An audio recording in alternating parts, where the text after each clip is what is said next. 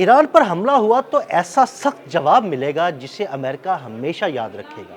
Russia, China और Iran का नया इत्तेहाद बन गया। क्या होने जा रहा है? आमिर रज़ा मेरे साथ मौजूद हैं, उनसे बात करते हैं।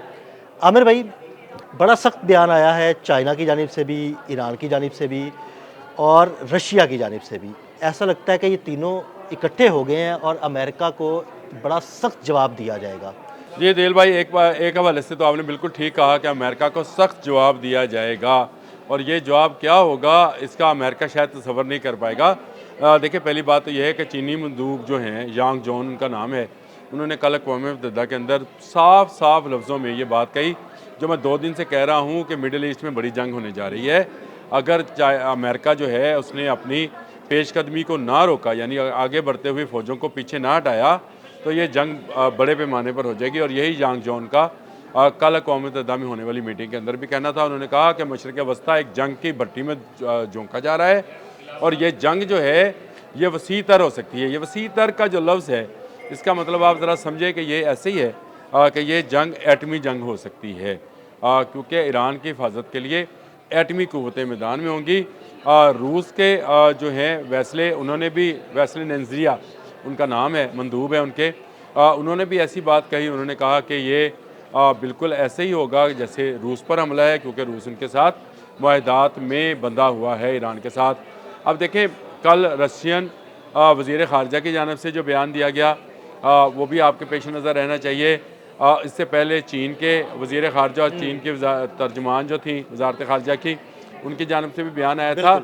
लेकिन कल अक़वाम मुत्तहिदा में बात खुलकर सामने है। बड़ा फोरम है अक़वाम मुत्तहिदा और एक बड़े फोरम पे इतनी सख्त बातें की गई हैं। ये बड़ा फोरम जो है, ये गो के मैं अब आज भी समझता हूँ कि अमेरिका के ज़ेरे निगी है, लेकिन एक आवाज़ पहुँचाने के लिए ज़रूरी था। और ये जो फोरम हुआ, इसमें जो हमारे आसिम इफ्तिखार साहब हैं, मुस्तकिल मंदूब पाकिस्तान के, उन्होंने बड़ी ही जो है वाज़िया हिकमत अमली बयान की। उन्होंने कहा कि अक़वाम मुत्तहिदा के चार्टर के ही ख़िलाफ़ है ताकत का इस्तेमाल। यानी इससे बेहतर मुझे बताएं इस जंग को टालने का और क्या बात हो सकती है कि अक़वाम मुत्तहिदा का चार्टर मौजूद है जिसके अंदर आप किसी मुल्क की खुद मुख्तारी में मुदाखलत नहीं कर सकते हैं। चाहे रशिया जो मर्ज़ी कहता रहे, चीन ने जो मर्ज़ी कहा, अमेरिका का जो भी मौक़िफ़ है वो भी सामने आना चाहिए। लेकिन ये बात तय है कि रूस और चीन सामने आ गए हैं, अमेरिका के खड़े हो गए हैं, और अगर कोई भी ईरान के ख़िलाफ़ करारदाद पेश होती है तो वो उसको वीटो भी करेंगे। पहली बात तो यह है। दूसरा, आ जाए ईरानी मंदूब की तरफ। अब आएँ उस तरफ जिस तरफ आपने इशारा दिया था शुरू में कि रूस और चीन और ईरान ये आपस में मुत्तहिद हैं। देखें, ईरान ने वही बात कही जो इस वक्त उनको करनी चाहिए। उन्होंने कहा कि ईरान पर हमले का जो हमले की सूरत में संगीन नताइज भुगतना होंगे उन सब को जो अमेरिका के साथ खड़े हैं और जो अमेरिका को हेल्प आउट करेंगे। देखें, अड्डे तो खाली करा लिए अमेरिका ने जितने मिडिल ईस्ट में थे, क्योंकि मिडिल ईस्ट के हुक्मरानों ने साफ इनकार कर दिया कि भाई वो रशिया के खिलाफ, ईरान के खिलाफ किसी जंग का हिस्सा नहीं बनना चाहते हैं। उसके बाद इब्राहिम लिंकन की स्टोरी हमने दोनों ने कल भी बताई थी, आज भी हमने इस पर बात की है। अमेरिका दूसरे रुख से आना चाह रहा है, तो इसके नताइज और संगीन होंगे। अगर खलीज फारस में जंग छिड़ती है तो खलीजी ममालिक उससे बाहर नहीं रह सकते। उसकी वजह यह है कि तेल की सारी दरामदात जो हैं, और तो वहाँ कुछ होता नहीं है, तेल ही है। वो रुक जाएंगी। दरामदात जो हैं वो बरामदात जो हैं वो सारी ख़त्म हो जाएंगी। जब ये ख़त्म होंगी तो फिर एक मिडल ईस्ट इकोनॉमिक क्राइसिस जो है वो सामने नज़र आ रहा है। और ये क्राइसिस जो है ये हर आने वाले दिन के साथ, जितने दिन ये मामला चलेगा, ये संगीन से संगीन तर होता चला जाएगा। ईरान के लिए ये बात कहना बिल्कुल दुरुस्त है, क्योंकि उसकी सालमियत का ख़तरा है, उसकी हुकूमत को ख़तरा है। उसके मंदूब ने सख्त बयान दिया है। लेकिन ईरान के पीछे चीन और रशिया का खड़े होना जो है वो इस जंग को टाल सकता है। अगर आप इसको इस अंदाज से देखें, अमेरिका अगर हमला करेगा तो चीन और रूस से मुकाबला करेगा, तो इसका मतलब यह है कि अमेरिका कमज़ोर है।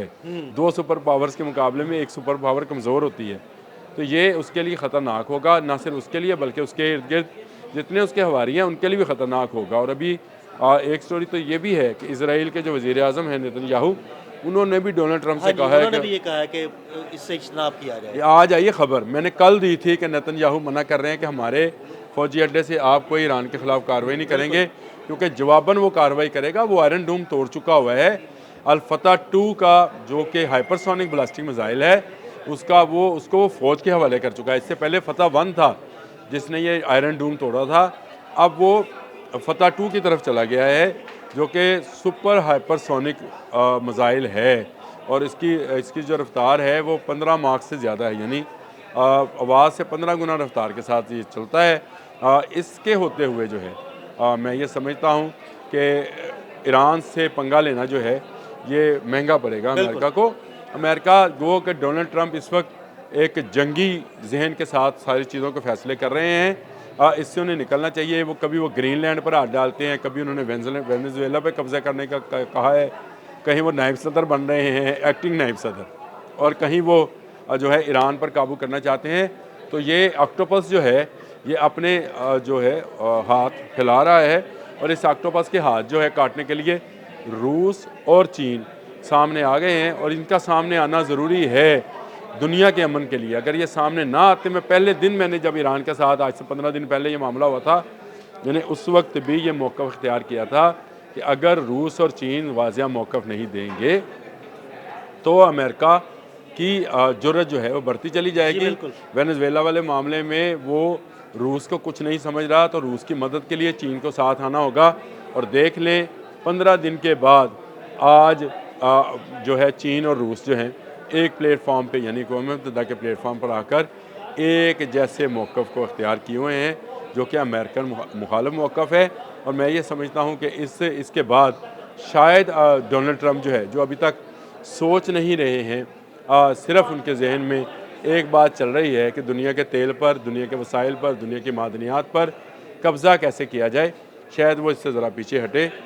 लेकिन मैं ये समझता हूँ कि रूस और चीन को इससे आगे बढ़कर ईरान में अपने जो है कोई ऐसा अड्डा कायम करना चाहिए, या अपनी फ़ौज में कुछ अरकान को भेजना चाहिए, कोई कंट्रोल रूम बनाना चाहिए जो अमेरिका को रोक सके ईरान पर हमला करने में। देखें ये बड़ी अहम बात है, क्योंकि अगर वहाँ पे चाइना या रशिया का कोई फौजी अड्डा होगा तो तभी अमेरिका को रोका जा सकेगा। देखिए, मैं बड़ी अहम बात यह है कि पूरा यूरोप ने एम्बेसीज अपनी बंद कर दी है ईरान के अंदर। इस वक्त 2 एम्बेसीज वहाँ पे काम कर रही हैं, बल्कि 3 पाकिस्तान की भी काम कर रही हैं, रशिया और चीन। बिल्कुल। इन एम्बेसी के होते हुए भी हमें है कि तेहरान पर उस तरह से अटैक नहीं किया जाएगा, क्योंकि इसमें रशियन और चाइनीज़ लोग मौजूद हैं, फिर कंपनीज़ भी मौजूद हैं। तो वाई नॉट, अगर अमेरिका मिडल ईस्ट में अड्डे बनाता है तो रशिया एक अड्डा बना भी ले ईरान के अंदर, या चीन एक अड्डा बना भी ले, तो इससे क्या फ़र्क पड़ेगा। मेरा ख्याल है आने वाले दिनों में शायद ईरानी गवर्नमेंट को इस हवाले से बात को सोचना है, और इसी सोच के पेश नज़र जो है ईरान को बचाया जा सकता है। मेरा मतमय नज़र ईरान को बचाना है। अमेरिका अपने मफादात का सोच रहे हैं, डोनाल्ड ट्रंप सिर्फ अपनी ज़ाती मफादात का सोच रहा है। लेकिन मैं सोच रहा हूँ कि दुनिया का अमन कैसे कायम रहेगा।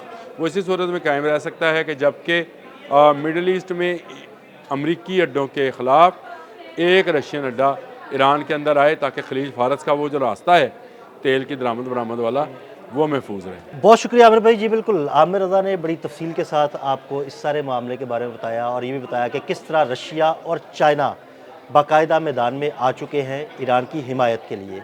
अदील अहमद और आमिर रज़ा को इजाज़त दीजिएगा। अल्लाह हाफ़िज़।